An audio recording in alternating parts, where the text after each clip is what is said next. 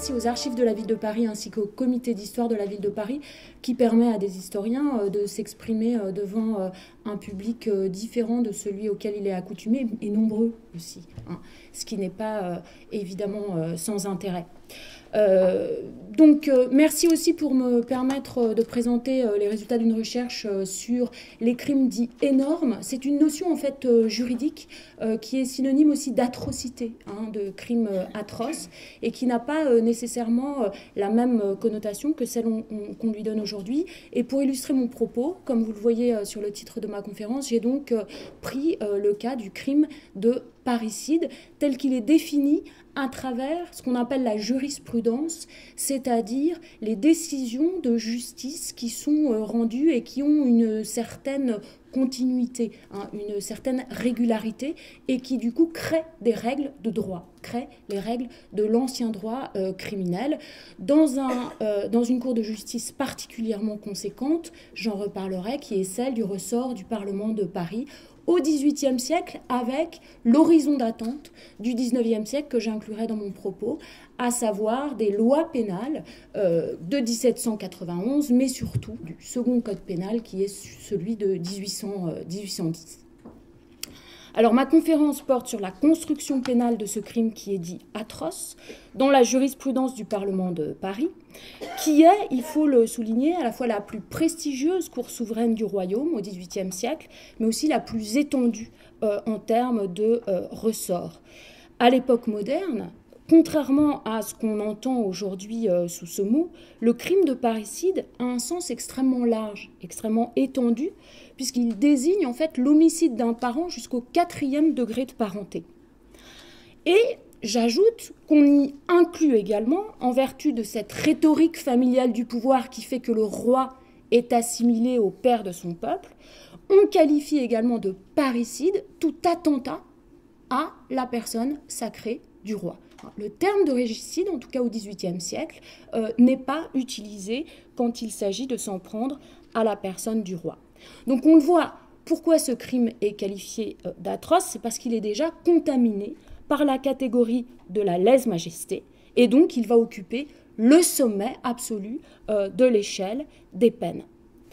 Alors, cette notion d'atrocité, de crime atroce, on peut essayer de la circonvenir en partant des dictionnaires. Hein, et on voit que l'adjectif atroce, il signale l'excès de quelque chose, son énormité. Hein, et il est intéressant de voir que dans son dictionnaire, Antoine Furetière, en 1690, donne en exemple le parricide. Dans d'autres textes, on trouve que l'atrocité est synonyme de noirceur, d'inhumanité, de cruauté, de dénaturation. Et on le trouve aussi dans la langue du droit, hein, ce qualificatif.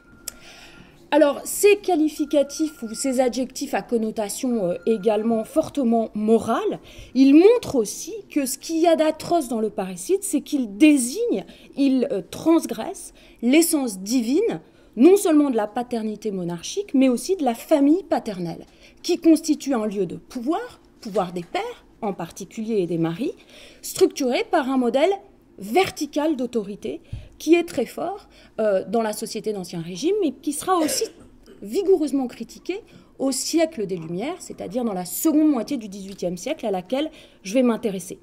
Donc si on essaye de comprendre comment se transforme le crime atroce dans les jugements qui sont rendus dans le ressort du Parlement de Paris, c'est donc aussi qu'on va essayer de comprendre comment sont transformés les modèles de l'autorité paternelle par cette justice, par les valeurs qu'elle attribue à ce crime, mais aussi parce qu'elle est confrontée à un certain nombre de transformations sociales, celle de la vie familiale, par exemple, au XVIIIe siècle, avec la montée notamment des aspirations individuelles.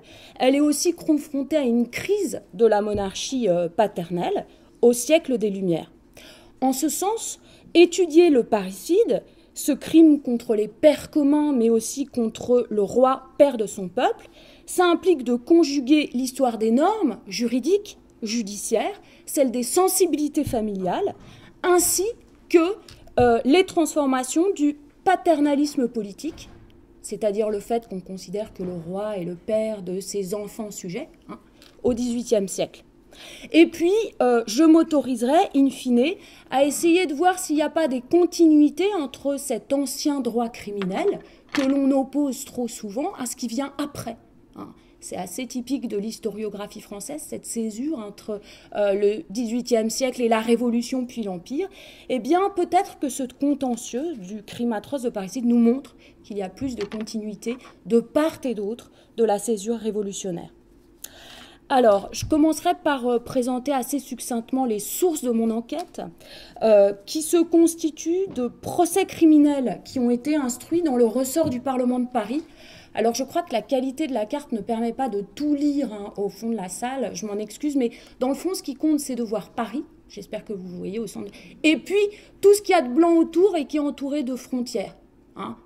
C'est le ressort du Parlement de Paris, c'est-à-dire toute la juridiction que couvre cette énorme institution au XVIIIe siècle, institution peuplée environ, c'est une estimation de 10 millions de justiciables. C'est donc un Parlement considérable dans le royaume. On a donc les procès criminels qui ont été instruits en appel de ce Parlement de Paris. Je reviendrai sur cette notion d'appel.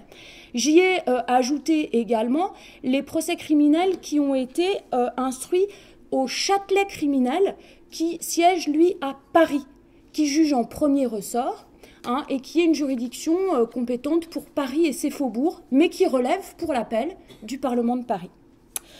Enfin, pour comprendre comment est défini et puni le crime de parricide, il faut s'attacher à voir ce qu'en disent les traités criminels qui constituent au XVIIIe siècle ou qui visent à constituer un corps de doctrine, ce qu'on appelle la doctrine pénale, parce qu'il ne faut pas oublier qu'à cette époque, on n'a pas de code unifié des lois pénales comme on a depuis la Révolution et en particulier depuis 1810, à savoir un code pénal où vous avez la définition des crimes, des peines, de la procédure. Ça n'existe pas, donc il faut voir dans divers traités criminels comment peut être défini ce crime.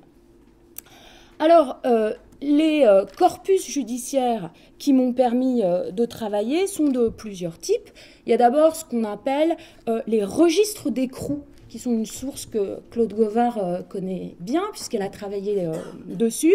Ces registres d'écrous qui ont été redécouverts par l'historien Alfred Saumann dans les archives de la préfecture de police, c'est-à-dire qu'ils n'étaient pas aux archives nationales et qui sont une source absolument formidable, justement parce qu'ils ont été rendus obligatoires en gros à partir du XVe siècle et qu'ils obligent que chaque accusé qui a été jugé dans le ressort du Parlement de Paris, condamné à une peine afflictive ou corporelle, soit transféré en appel au Parlement de Paris, au Palais, pour y être jugé. À cette occasion, ces accusés qui ont donc été condamnés une première fois dans le ressort du Parlement de Paris sont emprisonnés. Ils sont écroués dans la prison du Palais et le greffier qui les accueille, si l'on peut dire, doit tenir un registre des écrous dont les formalités sont extrêmement précises depuis la fin du XVe siècle, puisqu'on doit d'abord diviser ces registres en deux, comme vous le voyez sur le document que je vous présente, avec une colonne de gauche et une colonne de droite, comprenant le nom, le prénom, la provenance, le jugement qui a été rendu en première instance, ainsi que le jugement définitif qui a été rendu en appel et l'accusation, le chef d'accusation. C'est donc une source extrêmement précieuse pour se faire une idée de la répression pénale dans un ressort comme celui du Parlement de Paris. Alors autant le dire quand même tout de suite, malheureusement pour notre crime atroce de parricide, eh bien les dépouillements ne nous livrent qu'une poignée de crimes, puisque le parricide représente à peu près 1% des 42 500 accusés qui ont été écroués, c'est-à-dire transférés dans ces prisons entre la fin du XVIIe siècle et la fin du XVIIIe siècle. C'est donc un contentieux extrêmement rare. Deuxième corpus judiciaire, c'est les minutes d'instruction criminelle. Alors, j'avais oublié de vous montrer un deuxième écrou, là, où vous voyez, d'ailleurs pour parricide, Vous voyez la colonne de gauche et tout ce qu'elle contient. J'en viens maintenant au procès à proprement parler, qui comporte en particulier la pièce un petit peu maîtresse pour les historiens, c'est l'interrogatoire. Là, vous avez donc l'interrogatoire d'une femme accusée d'avoir homicidé sa fille. Et donc, c'est ce qu'on appelle les minutes de l'instruction criminelle, à travers lesquelles, tant pour le Parlement de Paris en appel que pour le Châtelet de Paris dont je vous ai parlé tout à l'heure, on trouve à peu près 200 procès criminels pour parricide. Là encore, c'est une poignée de cas dans l'océan de ces archives criminelles du Parlement de Paris qu'un certain nombre d'historiens connaissent justement pour cette immensité. Mais par contre, ce qui est intéressant, c'est que si le crime est rare, en revanche, il est ici réprimé dans un contexte hautement politique, hautement politisé. Puisque le Parlement de Paris a des compétences extrêmement vastes, judiciaires bien sûr, mais aussi administratives et politiques, que cette Cour souveraine entend aussi former un modèle de justice pour le royaume. C'est-à-dire qu'à travers les procès criminels et les jugements qui sont rendus, il s'agit de dire le droit, éventuellement de régner par le droit, dans le ressort du Parlement de Paris, mais aussi peut-être dans le royaume. Autrement dit, il s'agit de faire jurisprudence, de créer les règles du droit pour un crime aussi important que celui de parricide. On va voir ce que ça donne. Alors pour commencer, je vais partir de ces fameuses définitions qui existent dans la doctrine pénale du XVIIIe siècle et qui permettent d'essayer de circonscrire ce crime atroce de parricide. Alors je suis partie d'un corpus de traités criminels qui correspondent à la doctrine pénale élaborée depuis la Renaissance, puisque c'est un moment très important de formation d'une culture pénale européenne, et également en utilisant la masse des traités criminels qui sont publiés en France, notamment après la promulgation de l'ordonnance criminelle de 1670, qui est une grande ordonnance de procédure criminelle, qui veut rationaliser en gros la procédure criminelle dans le royaume, mais qui va justement donner lieu à une grande effervescence de la part des criminalistes, des avocats, des praticiens du droit, qui veulent la commenter et qui veulent essayer de rationaliser l'échelle des crimes et des peines. D'où de nombreux traités, commentaires de droit, dictionnaires, etc., qui se multiplient et qui sont la source dont on dispose pour essayer de voir comment sont définis les crimes et les peines. Alors évidemment, par rapport à ce dont on a l'habitude, le problème, c'est que ce sont des sources diverses, ce sont des auteurs qui émettent des avis variés et parfois pas toujours homogènes. Alors c'est très, pour les habitués de la loi que nous sommes, d'une définition unique de la loi, ou plus ou moins unique, c'est très déconcertant de voir qu'un crime peut avoir plusieurs définitions. Alors il y a plusieurs définitions, mais il y a quand même des sources, je dirais, de convergence pour le parricide. Par exemple, la notion d'atrocité, je veux quand même signaler qu'elle a été très bien étudiée par un historien médiéviste qui s'appelle Julien Théry et qui a fait un très bel article sur cette notion. Et il faut évidemment faire référence aux auteurs qu'on a utilisés. Et il montre très bien justement que cette notion, qui est une vieille notion du droit romain, elle est sous l'Ancien Régime synonyme d'énormité, donc crime énorme, crime atroce, c'est la même chose, mais qu'elle repose quand même sur un double processus, un processus d'amplification du crime, c'est-à-dire que le crime est considéré comme à la fois d'une amplitude totale, on va voir comment ça se traduit pour le parricide, mais aussi d'une, alors je ne vais pas employer le mot d'énormité, mais d'une horreur absolue.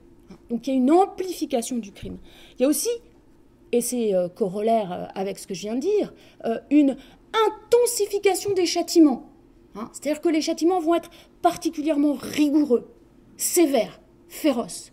Et avec cette férocité, il y a aussi toute une série d'exceptions au droit commun. C'est-à-dire qu'en plus, ces crimes ne sont pas jugés ou ne sont pas instruits ou ne sont pas punis comme les autres. C'est ça qui fait l'atrocité d'un crime. Alors on va voir comment ça se traduit pour le crime de parricide. D'abord, je vous ai parlé d'amplification du crime. Le crime est extrêmement large. On le présente de manière extrêmement extensive en se référant, ça c'est surtout à partir, ça se stabilise, disons, dans la seconde moitié du XVIIe siècle, en se référant à la loi pénale romaine et en particulier une loi sur le parricide qui remonte à Pompée et qui définissait le parricide ou parricidium comme l'homicide de tout parent jusqu'au 4e degré. Ce que je vous ai dit en introduction de ce propos. Autrement dit, il faut oublier notre idée très freudienne que le parricide, c'est le meurtre du père. Non, non, c'est l'homicide dans la parenté. Alors, je vais vous donner un exemple de ce qu'en disent les juristes. Le parricide embrasse, je cite, « tout homicide des pères, mères, aïeuls, aïeuleux, frères, sœurs, cousins germains, soit du côté du père, soit du côté de la mère, oncle, tante, paternelle ou maternelle, femme, mari, gendre, beau-père, belle-mère, bru, fils et petit-fils. » Alors, vous voyez, c'est le crime total dans la famille. Emblématique de cette tendance, on peut aussi citer le criminaliste Antoine Bruno en 1715, qui dit que le parricide, c'est le crime que l'on commet contre toutes sortes de parents, ascendants, descendants, transversaux, jusqu'au 4e degré. Donc là aussi, une lecture extrêmement extensive de ce crime. Par ailleurs, la référence à la Bible, parce que c'est un peu les deux matrices de ce droit criminel, c'est le droit romain, mais aussi la législation canonique. Donc la référence au décalogue, au père et mère tu honoreras, justifie l'extension du parricide au simple mauvais traitement, outrage, excès, violence commis par des descendants contre leurs ascendants, c'est-à-dire essentiellement contre leur père et mère.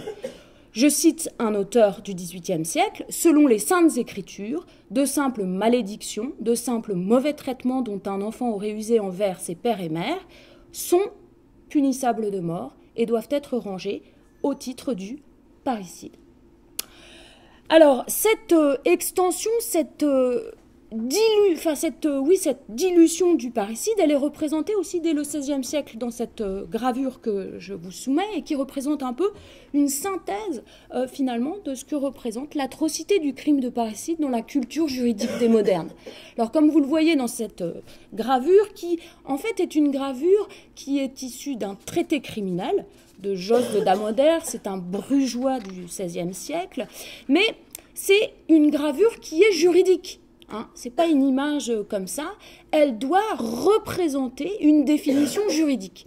Ce qui fait qu'elle va essayer de résumer, de synthétiser ce que l'auteur dit dans cette partie de définition juridique du crime atroce. Alors, en quoi on voit cette synthèse à travers différents éléments, c'est-à-dire toutes les circonstances qui forment l'atrocité du parricide? D'abord, vous voyez, c'est un crime domestique. Vous voyez le décor avec la maison et la violence qui est effectuée est faite juste devant la maison, c'est-à-dire dans l'espace de la domus, dans l'espace de la maison et du gouvernement paternel. Par ailleurs, vous voyez aussi que les instruments qui servent à effectuer la violence sont des instruments domestiques, couteau d'une part, mais surtout chenets, qui renvoient à cette idée du crime dans la maisonnée ou du crime contre la filiation. Vous avez aussi au premier plan les deux chiens qui illustrent chacun la scénette qui est représentée. Ces deux chiens qui sont le symbole de la fidesse, de la foi, de la loyauté filiale que brise le parricide. Et puis, vous avez ces deux scènes qui ne sont pas, à mon avis, à lire comme si elles étaient concomitantes, comme si elles se produisaient au même moment, mais qui sont plutôt le dédoublement d'une même définition. Dans les deux cas, vous avez deux hommes, de jeunes adultes, qui s'en prennent violemment à deux personnes plus âgées, et surtout sans défense, puisque la posture des corps montre que ces deux personnes sont sans défense, désarmées. Et finalement, le crime de parricide, on le voit, c'est le crime d'un jeune ou d'un descendant contre un ascendant, et un ascendant des deux sexes, père ou mère, grand-père ou grand-mère. On voit à nouveau comment dans cette gravure se joue le caractère pluriel du parricide. Plus fondamentalement, ce que cette gravure aussi montre, c'est que le parricide a cela d'intolérable sous l'Ancien Régime, et il a cela d'atroce que c'est le crime d'un inférieur contre un supérieur, d'un descendant contre un ascendant, et aussi du sujet contre son roi, puisque ça désigne également le parricide. En vertu du principe analogique dont j'ai parlé tout à l'heure, qui relie l'autorité domestique des pères à la souveraineté paternelle du monarque, le parricide constitue aussi le crime contre le roi, père de son royaume. Je cite un auteur du XVIIIe siècle, Ceux qui attentent à la vie de leur souverain sont appelés parricides parce qu'ils attaquent le père commun des peuples. Et d'ailleurs, dans les arrêts qui seront rendus contre ce qu'on appelle aujourd'hui des régicides, à savoir Ravaillac, par exemple, en 1610, ou François-Robert Damien, en 1757, c'est le terme de parricide qui est employé et pas celui de régicide, puisqu'ils sont accusés de crimes de lèse-majesté divine et humaine au premier chef pour le très méchant parricide commis en la personne du roi. Alors, l'atrocité du crime, je l'ai dit, elle induit aussi l'intensification des châtiments et un certain nombre d'exceptions au droit commun. Alors, la férocité des peines suppliciaires qui sont assignées aux coupables en place publique, elle induit, je cite aussi les juristes, que la mort soit très griève, c'est-à-dire très grave. La hideur et énormité du crime exclut la peine ordinaire. Ça signifie en fait que la peine principale doit être assortie de supplice et faire endurer une certaine dose de souffrance. Le parricide familial, par exemple, doit faire amende honorable, c'est-à-dire qu'il doit demander publiquement pardon, avant d'avoir le poing de la main droite tranché. Ensuite, il sera roué, si c'est un homme, et on épargne cette punition jugée indécente aux femmes, et elles sont donc plutôt pendues. Et dans les deux cas, le cadavre de l'homme ou de la femme parricide doit être brûlé et réduit en cendres jetées au vent. Il y a donc un rituel d'exécration totale du corps du criminel qui montre donc l'infamie absolue de ce crime. Évidemment, cette punition n'est surpassée que dans le cas du parricide royal, du parricide commis contre le roi. Et vous en avez ici une représentation particulièrement connue, celle du supplice réservé à Damien en 1757. Damien qui avait en fait simplement attenté à la vie de Louis XV en voulant le poignarder, mais il ne l'a pas tué. La simple intention de commettre un parricide royal est pourtant passible du châtiment total réservé aux parricides. Donc après l'amende honorable, le parricide royal est tenaillé aux mamelles, aux bras, aux cuisses, au gras des jambes. Ses plaies sont enduites de plomb fondu, d'huile, de poix, de soufre brûlant. Sa main droite est brûlée, son corps démembré par 4 chevaux, et enfin son cadavre sera entièrement consumé. Vous le voyez là, la lésion qui est faite à la majesté royale, elle est retournée par ce rituel dans l'excès absolu des peines sur le corps supplicié du criminel qui doit souffrir, je cite, 1000 morts. Il ne s'agit pas d'une seule mort comme peine, mais de 1000 morts. Alors, on voit aussi ici un principe sur lequel je reviendrai, c'est-à-dire que dans le fond, le parricide étant pluriel, l'atrocité, elle est graduée. Elle n'est pas unique. La punition du parricide familial n'est pas la même. Elle est moins féroce que celle du parricide royal. Il y a donc une graduation de l'atrocité suivant la personne qui est visée ou qui est lésée. Et donc une hiérarchisation de ce parricide. Alors, en outre, l'atrocité, je l'ai dit, elle induit un certain nombre d'exceptions au droit pénal commun. Contrairement aux autres homicides, par exemple, le crime de parricide est réputé impardonnable, c'est-à-dire qu'on ne peut pas le remettre, et inexcusable, même en cas de folie, alors que le droit reconnaissait l'excuse de la folie pour d'autres crimes. C'est en théorie, du moins, pas le cas pour le parricide. De la même manière, le châtiment du parricide peut s'étendre aux parents du coupable.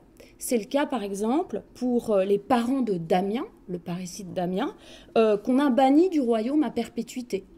Elle s'étend aussi au-delà de la mort du coupable, puisque Damien, par exemple, son patronyme a été supprimé et sa maison devait être rasée.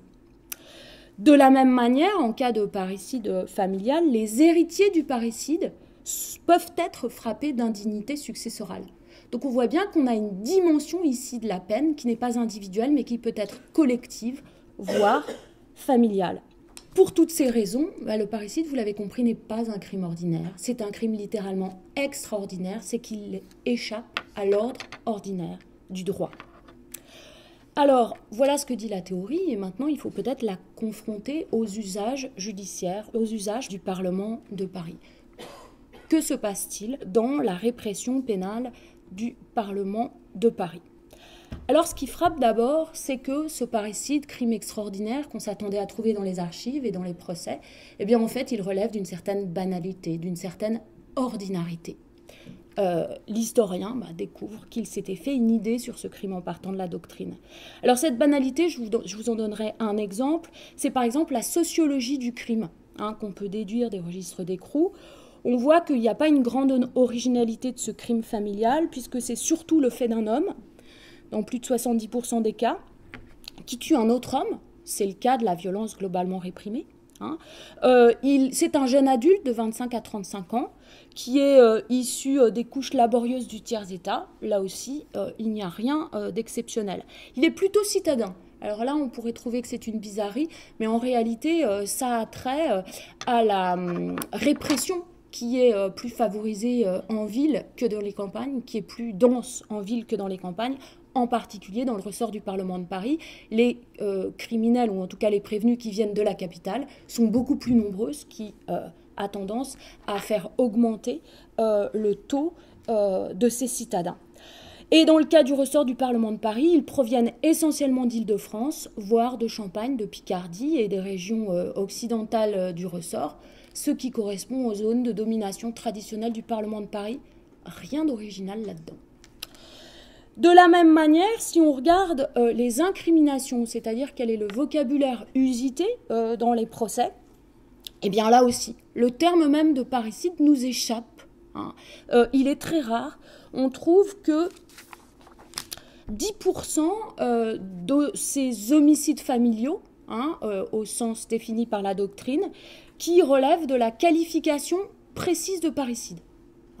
10%, c'est-à-dire à peu près 64 cas sur 566 au total. Finalement, le vocabulaire reste un vocabulaire assez commun aux autres homicides.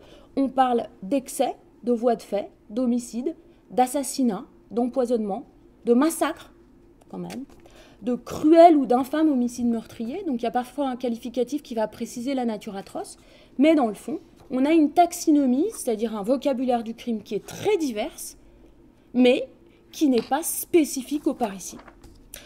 De la même manière, les parents visés sont tout aussi diversifiés.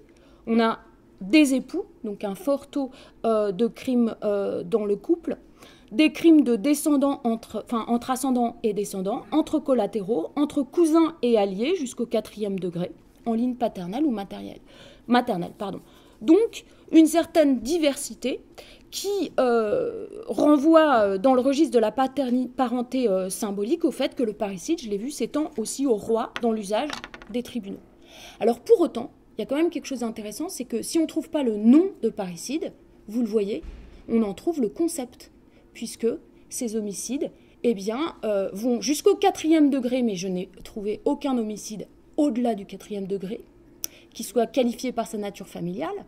Et puis, la liste des parents que l'on trouve sont des parents qui sont répertoriés par la doctrine.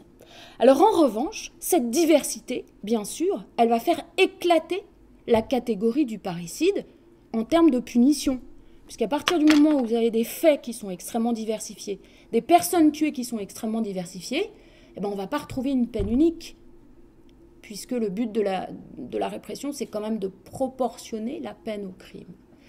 Donc, si on s'attend à trouver 566 cas de parricide à qui on coupe le poing, qu'on met sur la roue, etc., là encore, grosse déception. Mais pire que déception, surprise.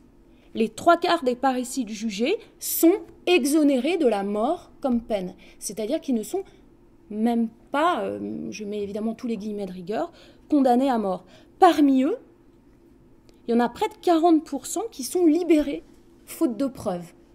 C'est-à-dire au bénéfice d'un jugement qu'on appelait la plus ample information indéterminée. Ça veut dire qu'on libérait quand on n'avait pas de preuves, ni de l'innocence, ni de la culpabilité. Mais ça veut dire quand même qu'on a 40% de nos parricides, de nos homicides familiaux, qui sont libérés. Alors nous qui nous faisions l'image d'une justice horrible, barbare, sanglante, bon, cela dit, il y a quand même 1/4 des accusés qui sont condamnés à mort, et ça, c'est un taux de condamnation à mort qui est supérieur aux autres crimes. Il faut quand même le rappeler. Si on regarde les genres de mort, Hein. Comment ils sont punis? Ben là encore, ce n'est pas la peine absolue du parricide selon la doctrine.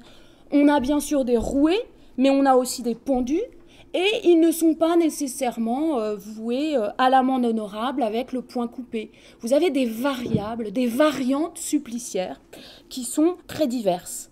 Finalement, entre la fin du XVIIe et la fin du XVIIIe siècle que j'ai étudié, il n'y a que 15 parricides, alors je mets que entre guillemets, il ne faudrait pas avoir l'impression qu'on a envie d'en trouver plus nécessairement. Donc on a 15 parricides, c'est-à-dire à peu près 1 tous les 5 à 6 ans, qui subissent l'intégralité du rituel suppliciaire réservé à l'homicide familial, c'est-à-dire au parricide, selon la doctrine. Alors que faire de tout cela? Est-ce que c'est signe que la justice répressive du Parlement ne tenait absolument pas compte des traités criminels qui sont produits au même moment? Et pourtant, les gens qui écrivent les traités criminels sont également juges, magistrats, procureurs. Cette théorie du hiatus entre la doctrine et la pratique, elle est finalement assez commode, mais elle ne fonctionne pas. Mieux vaut plutôt essayer de voir les relations qui se nouent et finalement l'interprétation qui est faite par les magistrats dans l'exercice de leurs fonctions des règles pénales qu'énonce la doctrine. Et alors en fait, ils suivent des règles pénales. Par exemple, on se rend compte que les parricides libérés faute de preuves le sont souvent parce que le crime n'est pas certain. J'ai parlé pour ça de parricide incertain. C'est-à-dire soit le crime n'est pas certain, soit on n'est pas sûr que l'auteur soit le coupable. Alors on voit par exemple à ce moment-là dans les accusations, il y a la notion de soupçon, de suspect, de suspicion qui prouve l'incertitude justement de ce crime. Il faut savoir aussi qu'au XVIIIe siècle, l'exigence de certitude probatoire augmente et elle se manifeste en particulier par le recours à l'expertise des médecins qui sont des auxiliaires de justice et qui vont en particulier expertiser. Vous allez d'ailleurs, je crois, avoir une séance sur l'expertise psychiatrique, si j'ai bien compris, prochainement. Donc, on convoque de plus en plus la médecine pour avoir un rôle judiciaire d'expertise du cadavre. Alors, j'ai un cas qui nous montre comment cela fonctionne de manière assez remarquable, puisqu'en 1733, un commissaire du Châtelet de Paris est convoqué pour examiner un cadavre féminin qui gît sur le lit d'une chambre du second étage dans une maison de la rue Vieille du Temple à Paris. Il constate, je cite son rapport, des meurtrissures, des contusions aux reins, à l'estomac, à la tête, aux bras. Et il signale, il le dit dans son rapport, que cela signale une mort non naturelle procurée par coups et mauvais traitements. Un autre témoin oculaire, qui est cette fois le commis aux sépultures, avait alerté la justice parce que le mari de la défunte n'avait absolument pas voulu qu'on soulève le linceul où se trouvait sa femme et qu'il s'était donc méfié. Il suspectait, je cite, quelque chose de funeste. Et c'est lui qui alerte la justice. Et il a vu également les meurtrissures sur tout le corps de la dite femme. Les procureurs du roi dépêchent donc une expertise, mais beaucoup plus tard. Et il apparaît que le corps, au moment où il est expertisé par les médecins, est, je cite, entièrement pourri, corrompu, et d'une puanteur extrême. Les experts notent qu'il ne reste plus aucun vestige de contusion ni de blessure qui ait procuré la mort de la dite Neuville. Dans l'incapacité de prouver la mort non naturelle et par violence, le crime d'homicide conjugal, voire de parricide, n'est pas prouvé. Et donc, le mari de la victime aura une peine de plus ample information. Voilà. Donc vous voyez, une justice qui fonctionne finalement avec cette exigence de certitude probatoire qui est d'autant plus étonnante ici que un des témoins finalement des violences est un commissaire, le fameux commissaire Glou. Alors, deux autres motivations montrent que le crime de parricide n'est pas allégé pour des raisons parfaitement stupides, mais que c'est bien fondé sur des règles juridiques. C'est dans le cas de l'atténuation du crime. Une atténuation pénale qui a des fondements juridiques d'autant plus importants qu'elle montre la prévalence qui est accordée à la reconnaissance juridique de l'individu. C'est-à-dire qu'on va favoriser les droits individuels sur la défense de la sacro-sainte puissance paternelle. C'est le cas, par exemple, quand un homicide familial est motivé par la légitime défense. Alors on pouvait se dire, en cas de légitime défense, qu'est-ce qu'on va privilégier? Il faut défendre l'autorité lésée du père ou du parent, ou bien au contraire, autoriser ou octroyer à l'individu le droit de se défendre. Eh bien, c'est la deuxième option qui est prise. C'est-à-dire que les droits individuels à la défense de sa vie sont irréfragables et antérieurs, finalement, au pouvoir de commandement des pairs. Et ici, les magistrats suivent absolument ce que les philosophes des Lumières ne cessent de réclamer, c'est-à-dire la reconnaissance des droits naturels de l'individu. On en a un exemple remarquable avec un procureur général du parquet au XVIIIe siècle qui écrit au sujet d'un gendre accusé de parricide et qui a argué de la légitime défense. Il serait bien malheureux pour un beau-fils si, attaqué par son beau-père, il n'avait la liberté de se défendre jusqu'à homicide de son agresseur. Alors, le deuxième élément qui nous montre cette prévalence accordée à l'individu, voire même à la personnalité juridique de l'individu, c'est le cas de la folie. Dans 10% des cas, le parricide considéré comme dément, considéré comme fou, échappe à la mort, au profit quand même d'une peine d'enfermement à perpétuité. Enfin, c'est une peine qui a aussi une dimension thérapeutique. Enfin, c'est pas seulement du pénal. Alors, la jurisprudence de la folie, elle montre bien qu'on met au centre du processus pénal l'individu criminel, contrairement à une historiographie qui considère que l'ancienne justice juge surtout les faits et pas les individus, et que finalement l'invention de l'individu dans la justice pénale, ce serait le XIXe siècle. C'est évidemment beaucoup plus complexe que ça, y compris, on le sait bien, au Moyen-Âge. Ce qui est intéressant ici, c'est que dans le fond, bien avant sa légalisation, on voit que la théorie des circonstances atténuantes est prise en compte, est reconnue, même si elle ne s'appelle pas comme ça, mais aussi que le fameux article 64 du Code pénal de 1810, qui considère que le dément est irresponsable, a aussi une réalité juridique sous l'Ancien Régime. Alors j'en viens maintenant à voir comment est recomposé le modèle d'autorité paternelle dans cette justice d'Ancien Régime. Finalement, on a parlé de graduation de l'atrocité, et cette graduation de l'atrocité, on l'a surtout montrée du côté des crimes qui étaient peu ou pas punis. Alors on a envie de se demander, où est le crime atroce? Est-ce qu'il y en a un? Où est-ce qu'il se trouve? Eh bien, on le trouve quand même, et c'est évidemment sur ce point focal du crime atroce et terriblement puni qu'on va voir qu'est-ce qui est considéré comme le noyau dur de l'autorité paternelle par les juges d'Ancien Régime. En fait, lorsque la volonté de tuer est établie et lorsqu'il y a une position d'autorité de la victime sur le coupable, cela conditionne systématiquement l'aggravation des peines entourée de supplices, ainsi que très souvent la qualification pénale de parricide. Alors, on le voit notamment entre parents et enfants, où l'asymétrie est totale. On trouve la qualification parricide, expressis verbis, dans la majorité des cas, c'est lorsque on a affaire à des enfants qui tuent leur père, leur mère ou leurs beaux-parents. Je reviendrai sur ce point. Dans ce cas-là, ils sont 2 fois plus condamnés à mort, et un genre de mort qui est aggravé de supplice que les autres homicides familiaux.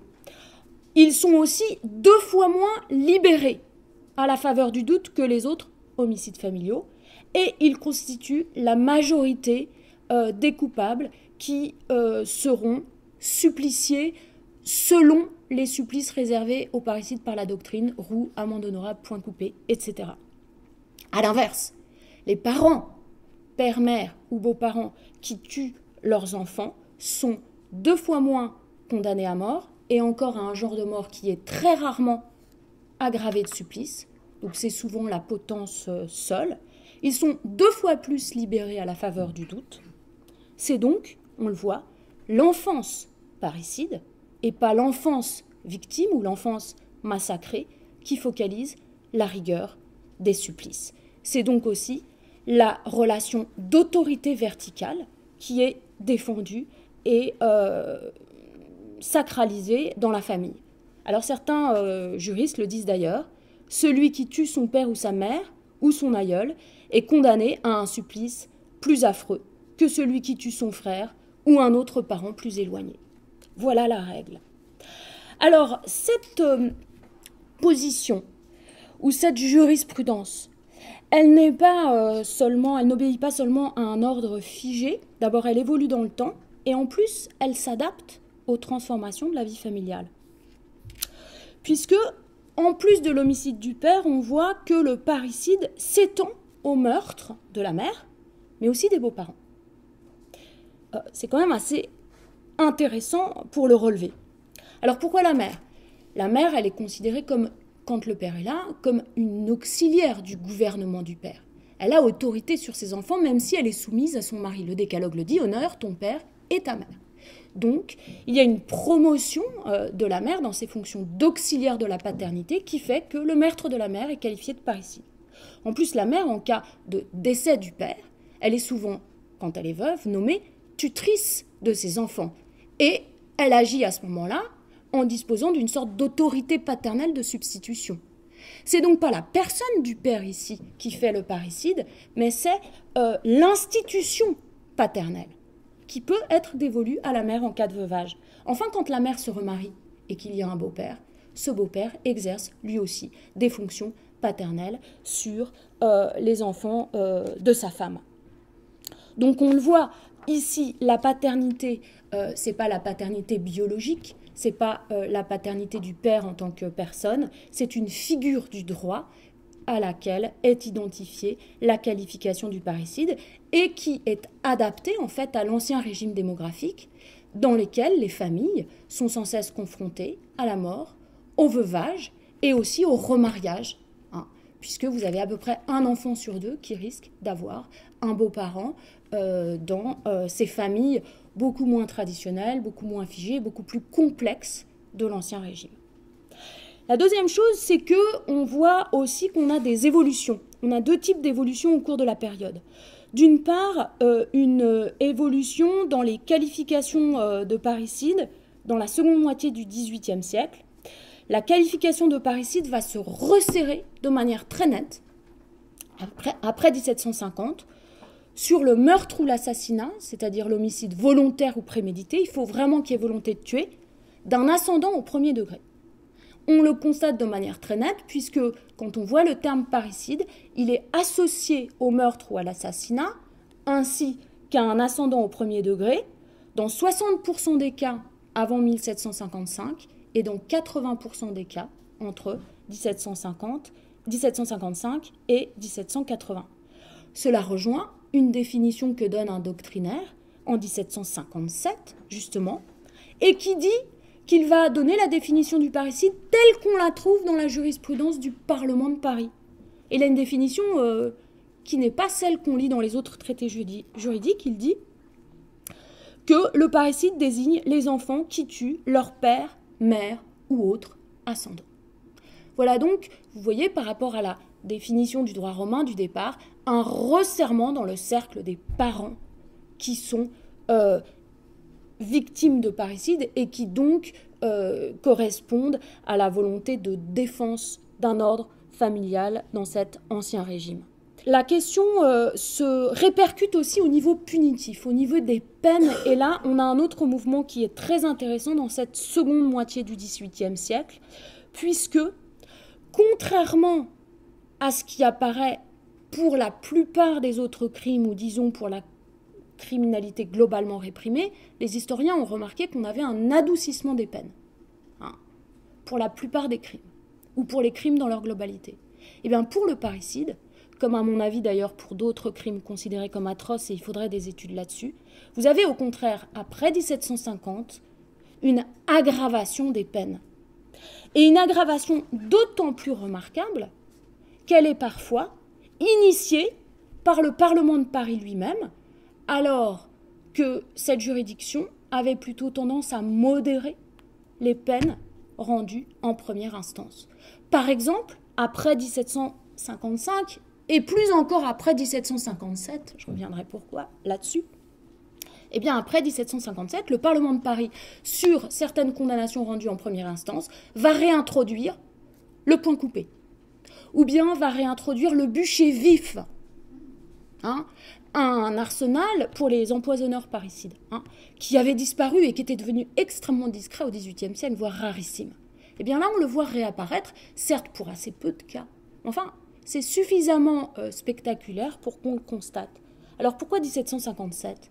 Eh bien, il y a évidemment un effet d'Amiens, c'est-à-dire c'est aussi le choc en retour du régicide ou du parricide de 1757, avec une volonté après 1757 de rétablir un ordre de la tradition et de rétablir la symbolique paternelle de la monarchie en l'appuyant sur la défense d'un ordre familial qui est ici vigoureusement rappelé.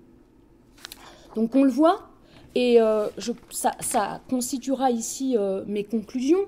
Ce qui est très intéressant ici, dans une logique d'atténuation globale des crimes punis par le Parlement de Paris, la singularité du parricide et de son atrocité, elle n'en est que plus forte, puisqu'au contraire, ce crime va être plus fortement réprimé.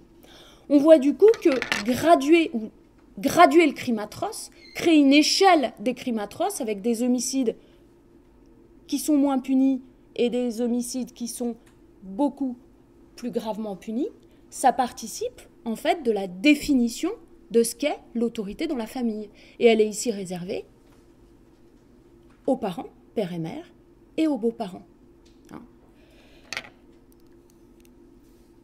On voit aussi qu'il y a une adaptation aux aspirations individuelles au siècle des Lumières avec une double reconnaissance, à la fois de l'individu criminel, je pense à ce que je vous ai dit sur les fous qui sont exonérés du châtiment, ou bien sur l'attentat en cas de légitime défense qui est excusé, mais qu'en même temps, on a une aggravation qui renforce la verticalité des rapports d'autorité et qui soumet plus rudement les enfants à leurs parents. Donc vous voyez, on a des logiques de compromis entre un modèle d'autorité paternelle extrêmement fort et une reconnaissance des individus de l'autre, le tout étant articulé dans la jurisprudence du Parlement de Paris.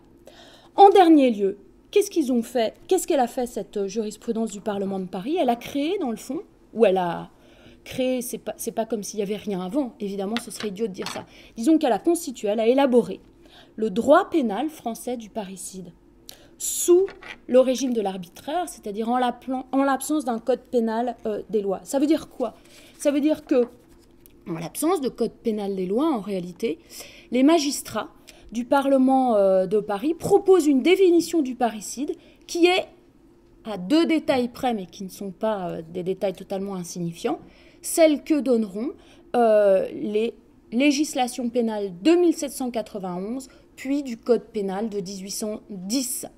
Alors il y a une exception, puisque évidemment le parricide qualifie en 1810 le meurtre des pères ou mères légitimes, naturels ou adoptifs, ou de tout autre ascendant légitime. Vous voyez, la grande différence ici, c'est l'introduction des parents naturels ou adoptifs, puisque à partir de 1791, en fait, le droit civil reconnaît les enfants naturels et l'adoption. C'est la grande différence. Mais sinon, sur la qualification du meurtre d'un parent ou d'un autre ascendant légitime, c'est déjà la définition qui est donnée en l'absence de code pénal par la jurisprudence du Parlement de Paris. Alors, je voudrais finir sur une petite touche un peu décontractée pour vous dire qu'en fait, les mues du crime atroce, elles ne se sont pas arrêtées en 1810. En 1994, par exemple, quand on décide de la refonte du code pénal, on supprime la qualification pénale de parricide. Pourquoi ? Parce qu'elle correspond justement à un ordre patriarcal de la société que le droit civil, comme le droit pénal, est en train de démonter au profit de la reconnaissance des droits des femmes ou des droits des enfants, avec l'idée qu'il faut démocratiser la cellule familiale. Et finalement, le crime atroce aujourd'hui, c'est quoi ? Eh bien, c'est le crime contre l'enfant. Autrement dit, c'était un peu le sens de cette dernière image, l'enfant roi a détrôné le roi père. Voilà, je vous remercie.